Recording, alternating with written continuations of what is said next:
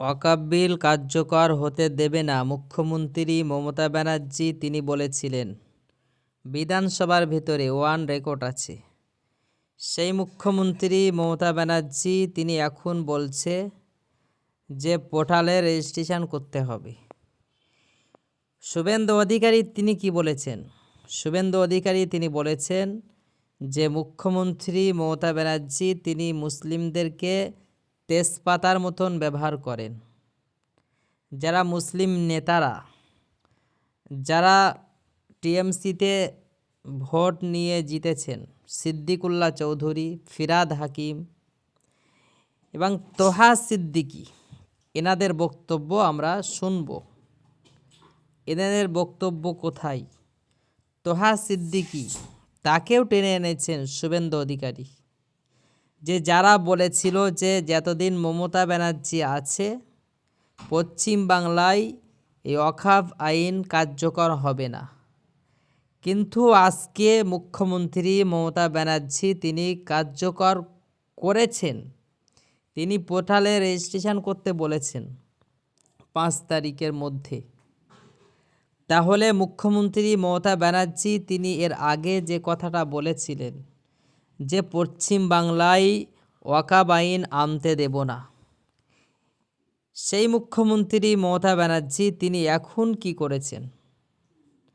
তাহলে মুসলিমদেরকে তেজপাতার মতন ব্যবহার করছেন মুখ্যমন্ত্রী মমতা ব্যানার্জি, এমনটাই বলেছেন শুভেন্দু অধিকারী।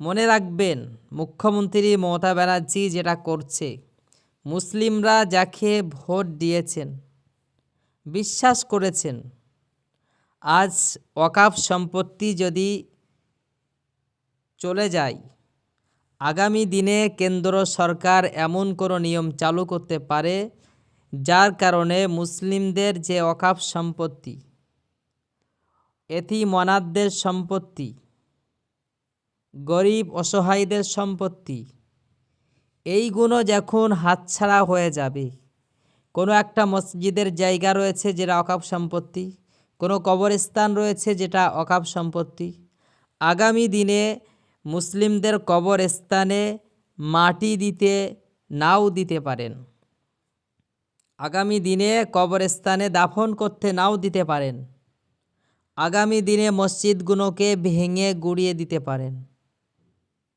যদি আমাদের ওয়াকফ সম্পত্তি হাতছাড়া হয়ে যায়, এখনও যদি মুসলমানরা না জাগে, আর কবে জাগবে?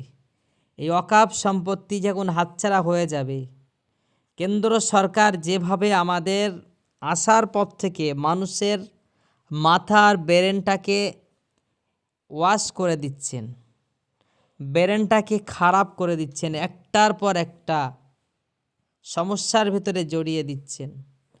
আজকের দিনে দাঁড়িয়ে যারা ভাষণ দিয়েছিল যেসব নেতারা, তারা কোথায়? আজ মুখ্যমন্ত্রী বিজেপি থেকে উঠে আসা, তিনি আজ নিজে পার্টি তৈরি করে আজ ক্ষমতায় রয়েছেন এবং মুসলিমরা তাকে ভোট দিয়েছেন। মুসলিম নেতারা তারা মমতাকে সাপোর্ট করেছে এবং বলেছে যে বাংলায় মুখ্যমন্ত্রী রয়েছে বলে অনেক বেঁচে আছে মানুষেরা, অনেক সমস্যা পড়ে যেত যদি বিজেপি চলে আসতো। আর বিজেপি আনার মূল কে, সেটা দেখতে হবে।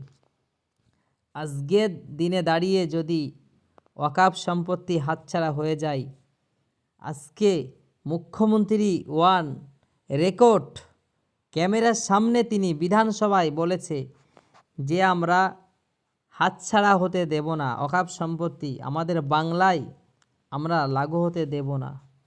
শুভেন্দু অধিকারী তিনি ওপেন বলে দিচ্ছেন, কিন্তু আজকে সেই মুখ্যমন্ত্রী মমতা ব্যানার্জি তিনি আজকে পোর্টালে তুলতে বলেছেন। আজকে ওয়াকফ সম্পত্তি হাতছাড়া হয়ে যাচ্ছে, তাহলে আগামী দিনে কি হবে? মুখ্যমন্ত্রী কি আমাদের কেন্দ্র সরকারের হাতে তুলে দেবেন? বিজেপির হাতে সব কিছু কি তুলে দেবেন আগামী দিনে? এমনও তো হতে পারে। সাবধান হয়ে যান। মুখ্যমন্ত্রী মুসলিমদেরকে তেজপাতার মতন ব্যবহার করে। সময় যখন ভোটের দরকার হয়, বিভিন্ন রকম প্রকল্প চালু করে দিয়ে মুসলিমদেরকে ক্যাপচার করে নিয়ে মুসলিমদের আস্তে আস্তে গোড়া কেটে দিচ্ছে। আস্তে আস্তে গোড়া কাটা শুরু হয়ে গিয়েছে। আজ ওয়াকাফ সম্পত্তি হাতছাড়া হয়ে যাচ্ছে। আগামী দিনে পশ্চিম বাংলাটা বিজেপির হাতে তুলে দিতে পারে।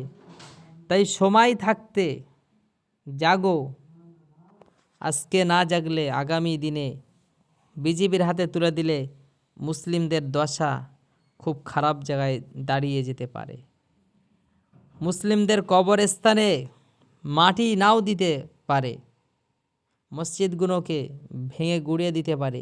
যেভাবে উত্তরপ্রদেশে অত্যাচার করা হচ্ছিল, বুলডোজার দিয়ে ভাঙা হচ্ছিল, তেমনটাই পশ্চিম বাংলায় হয়ে যেতে পারে।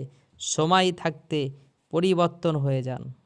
বিশ্বাস করতে কাউকে যাবেন না, নিজেদের ঐক্যটা তৈরি করুন। আগামী দিনে মুসলিমরা যদি না জাগে তাহলে বুঝতে পারবে আগামী দিনে কি বেহাল দশা হবে।